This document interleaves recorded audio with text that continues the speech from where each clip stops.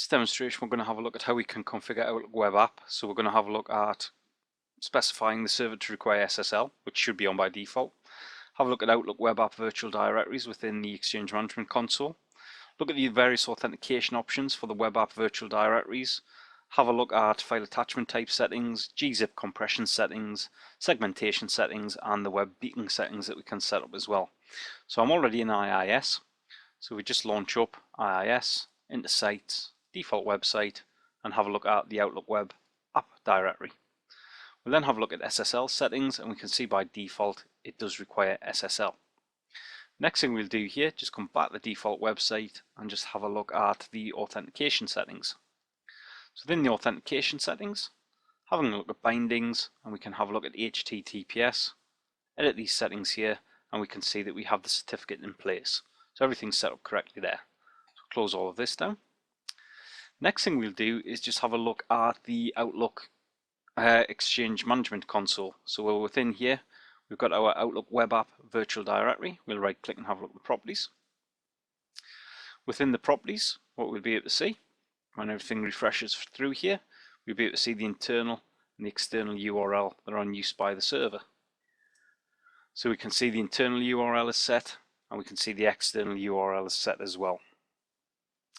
Into authentication, we can see we're using, in this case, forms-based authentication. We can specify the login format.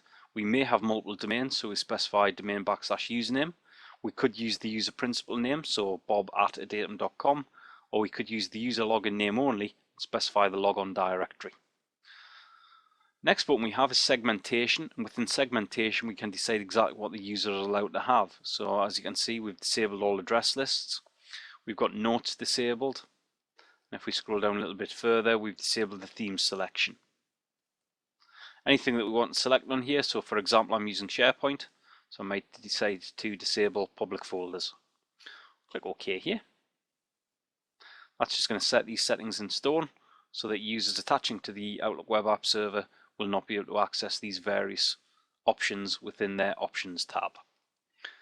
Next thing we're going to do is just go to the Exchange Management Shell, and what we're going to do here is we're just going to set up some of the settings for file extensions. So one of the things I'm going to do here is just set the Outlook web app to force users to save the Excel spreadsheets before they open rather than open them within the Outlook web app itself.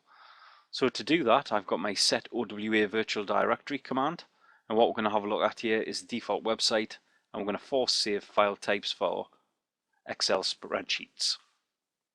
So hit return, that's done. We'll do the same thing for docs. Hit return, and as you can see, we've now set that. If we then just sort of like type in our set OWA virtual directory commandment, what we can have a look at is there's a number of different settings we can put in place. So for example, we could set up action for unknown file and MIME types. This will specify how to handle files that are not included in other file access management types. So these can be allowed, blocked, or force saved. We've got allowed file types that we can set up as well. So specifying exactly what files are allowed to be handled as attachments. Allow MIME types to specify the MIME attachments. Blocked file types would allow me to specify the file extension of the attachments that are blocked. Blocked MIME types specify the type of MIMEs that are blocked. Force save file types specifies what we need to save rather than just open, and we can do the same thing with MIME types as well. That's all done through the set OWA virtual directory. We can see some of these settings by using the get help and then set -OWA virtual directory.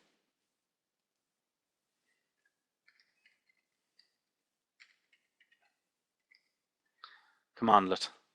Hit return, that'll go away and it'll just generate me a list of help. So as we can see, quite a few things we can set with that command. Other things we can do as well is if we have a look at the examples, we can see multiple examples that we have in place. And we can see a number of different examples here. So first example, for example, what this one's going to do here, it's just going to modify Outlook web app rules on the server.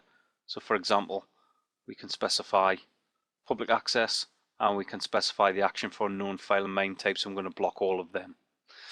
Other things that we can do within here as well is we can set up the gzip level. Now gzip allows Outlook web app to perform better over slow network connections, but downside of that is it may slow the server performance down due to the increased CPU utilization. In order to set that, we have our set OWA virtual directory commandlet. We specify the default website, and what we have here is we've got the gzip and then level, and we specify this as off. So as we can see, that's set that up now. So we'll put that in place. The next thing we'll have a look at is setting up the web beacons on our Outlook web app application. So yeah, a web beacon is a file or object such as a transparent graphic or an image that's sometimes put on a website or an email message. These are typically used together with HTML cookies to monitor behavior of a user on a website or to validate a recipient's email address when the email message contains a web beacon is opened.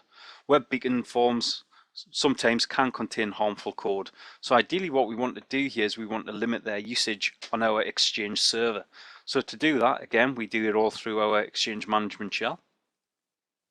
So typing in the command, so what we're going to do here is we're going to set the Outlook web app virtual directory. We're going to set the identity to the default. We're going to filter web beacons in HTML form, so we're going to block all of this harmful or potentially harmful code, and we're going to force filter. Other options we've got here is disable filter to allow everything through, or use filter choice by default will allow the user to choose to allow web beacons on individual messages. So I'll hit return. And as you can see, we've come back to a flashy cursor, so that's all now set. So that's looking at configuring our Outlook web app. Thanks very much.